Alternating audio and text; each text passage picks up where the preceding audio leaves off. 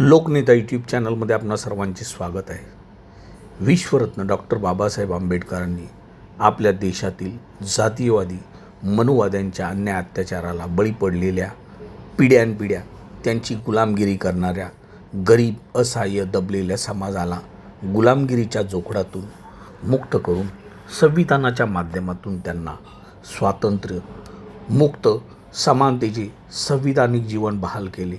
12-12 तास काम करून राबणाऱ्या कर्मचाऱ्यांना 8 तासाचे काम दिले, बोनस दिला, महिलांना प्रसूतीच्या काळात भरपगारी रजा दिली व पुरुषांच्या खांद्याला खांदा लावून त्यांच्या बरोबरीने काम करण्याची संधी दिली।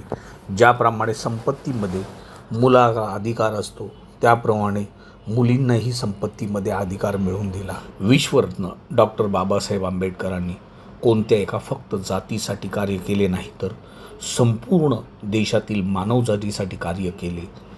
त्यांनी संविधानाच्या माध्यमातून दिलेल्या सर्व सुविधा सवलती इतर जातीय धर्मातील स्त्रिया व पुरुष घेतात, परंतु डॉक्टर बाबासाहेब आंबेडकरांना मानायला आजही तयार नाहीत। ते आजही डॉक्टर बाबासाहेब आंबेडकरांचा तिरस्कार करतात। त्यांच्या फोटोची, त्यांच्या पुतळ्याची आजही जातीयवादी मनुवादी राजरोसपणे विटंबना करतात। बंधू आणि भगिनींनो, यावर्षी जगभरामध्ये विश्वरत्न डॉक्टर बाबासाहेब आंबेडकरांची 135वी जयंती 14 एप्रिल 2026 रोजी जगभर धूमधडाक्यात उत्साहात साजरी केली जाणार आहे। त्यामुळे जयंतीच्या 15 दिवस अगोदरपासूनच डॉक्टर बाबासाहेब आंबेडकरांच्या जयंतीची पूर्वतयारी सुरू झाली आहे। जागोजागी जयंतीचे बॅनर झळकू लागले आहे। पुण्यातील दिघी भागात परांडे नगरात डॉक्टर बाबासाहेब आंबेडकरांच्या 135व्या जयंतीचे तसेच छत्रपती शिवाजी महाराजांच्या संयुक्त जयंतीचे बॅनर लावले होते। हे बॅनर जाणीवपूर्वक पिंपरी चिंचवड महानगरपालिका ई क्षेत्रातील कार्यालयाचे अतिक्रमण जातीयवादी व मनुवादी विचाराचे अधिकारी शरद खेडेकर यांनी छत्रपती शिवाजी महाराज व डॉक्टर बाबासाहेब आंबेडकरांच्या संयुक्त जयंतीचा बॅनर रस्त्यावर काढून टाकून दिला। ही बातमी कळताक्षणी काही वेळातच अमोल घोडके आणि अतिश घोडके हे त्या ठिकाणी पोचले आणि त्या अधिकाऱ्याला पोस्टर काढू नका, इकडे टाकू नका अशी विनंती करू लागले, तरीसुद्धा त्या जातीयवादी अधिकाऱ्याने ते बॅनर अडगळीत फेकून दिले।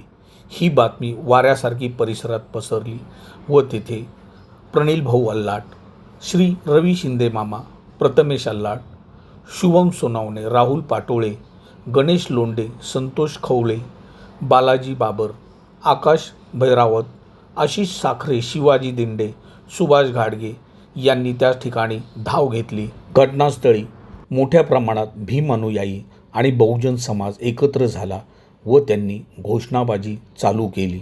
हे प्रकरण वाऱ्यासारखे पसरू लागले, त्यामुळे पिंपरी चिंचवड महानगरपालिकेचे अधिकारी ताळ्यावर आले। ते माफी मागू लागले व त्यांनी माफी मागून छत्रपती शिवाजी महाराज व डॉक्टर बाबासाहेब आंबेडकरांच्या संयुक्त जयंतीचा बॅनर पुन्हा लावून दिला। बंधू आणि भगिनींनो, आज संपूर्ण देशात विश्वरत्न डॉक्टर बाबासाहेब आंबेडकर, छत्रपती शिवाजी महाराज, महात्मा फुले आमच्या प्रत्येक महामानवांची जाणीवपूर्वक विटंबना चालू आहे।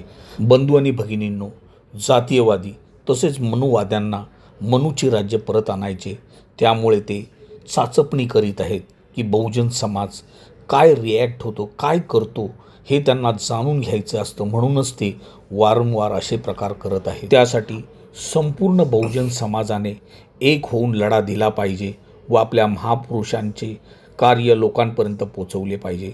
हा महत्त्वपूर्ण व्हिडिओ जास्तीत जास्त लोकांना व्हायरल करा। लोकनेता यूट्यूब चॅनलला लाईक करा, शेअर करा, सबस्क्राईब करा। नमो बुद्धाय, जय भीम, जय संविधान।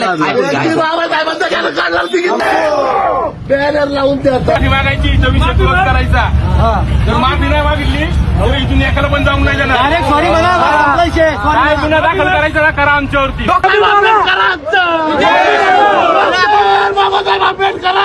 बॅनर काढायचा नव्हता, ते चुकलं आमच्याकडून, सॉरी। सगळेजण माफी मागतो आणि बांधून दिलं छत्रपती शिवाजी महाराजांचा